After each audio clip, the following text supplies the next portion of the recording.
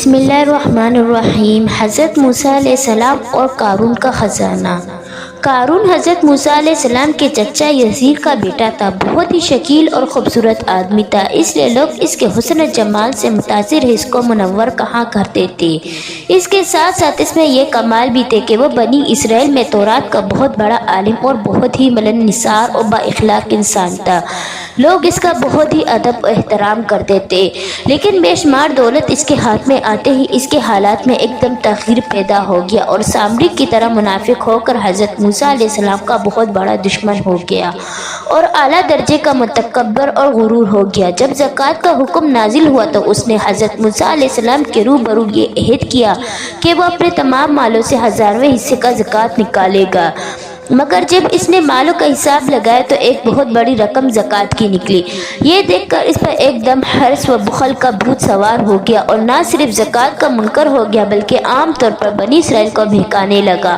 حضرت موسیٰ علیہ السلام اس بہکانے اور تمہارے مالوں کو لینا چاہتا ہے۔ قارون کی چال۔ یہاں تک کہ حضرت موسیٰ علیہ السلام سے لوگوں کو بھرگش کرنے کے لیے اس خبیث نے یہ گندی اور گناوی چال چلی کہ ایک عورت کو بہت زیادہ مال و دولت دے کر آمادہ کر لیا کہ وہ آپ پر بدکاری کا الزام لگائے۔ چنانچہ اس وقت جب حضرت موسیٰ علیہ السلام وعظ فرما رہے تھے، قارون نے آپ کو ٹوکا کہ فلانی عورت آپ نے بدکاری کی ہے۔ حضرت موسیٰ علیہ السلام نے فرمایا کہ اس عورت کو میرے سامنے لاؤ۔ چنانچہ وہ عورت بلائی گئی تو حضرت موسیٰ علیہ السلام نے فرمایا، اے عورت، اس اللہ کی قسم جس نے بنی اسرائیل کے لیے دریا کو پار دیا اور عافیت و سلامتی کے ساتھ دریا پار کر کے فرعون سے نجات دلائی، سچ سچ کہو کہ واقعہ کیا ہے؟ حضرت موسیٰ علیہ السلام کی جلال سے عورت سہم کر کانپنے لگی۔ اس نے مجمع عام میں صاف صاف کہہ دیا، اے اللہ عز و جل کے نبی، مجھ کو قارون نے کثیر و دولت دے کر آپ پر بہتان لگانے کے لیے آمادہ کیا۔ اس وقت حضرت موسیٰ علیہ السلام آپ دیدہ ہو کر سجدہ شکر میں گر پڑے اور بحالت سجدہ آپ نے یہ دعا مانگی، یا اللہ، قارون پر اپنا قہر و غضب نازل فرما۔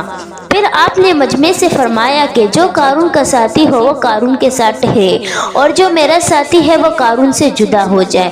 چنانچہ دو خبیثوں کے تمام بنی اسرائیل قارون سے الگ ہو گئے۔ پھر حضرت موسیٰ علیہ السلام نے زمین کو حکم دیا، اے زمین، تو اس کو پکڑ، تو قارون ایک دم گھٹنوں تک زمین میں دھس گیا۔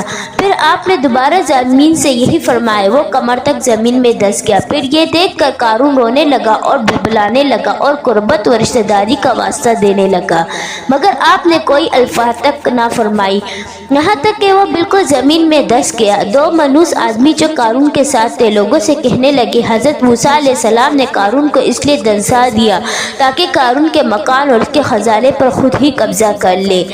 تو آپ نے اللہ تعالیٰ سے دعا مانگی کہ قارون کا مکان اور خزانہ بھی زمین میں دھس جائے۔ چنانچہ قارون کا مکان جو سونے کا تھا، اس کا سارا خزانہ سبھی زمین میں دھس گیا۔